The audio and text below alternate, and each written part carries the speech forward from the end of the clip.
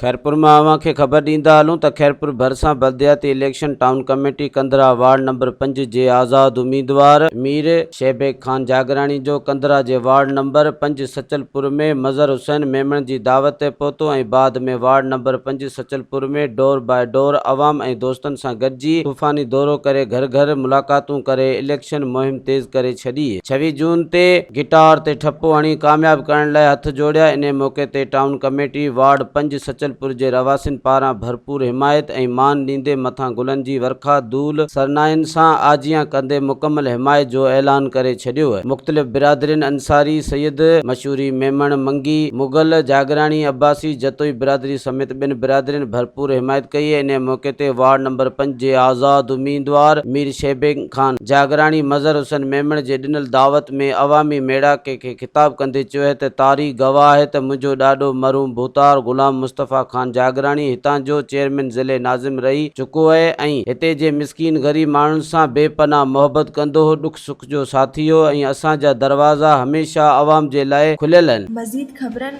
ऐं तफ़सीलात लाइ विज़िट कयो असांजी वेबसाइट www.awamiNewsHD.com ऐं ॾिसंदा रहो अवामी न्यूज़ HD।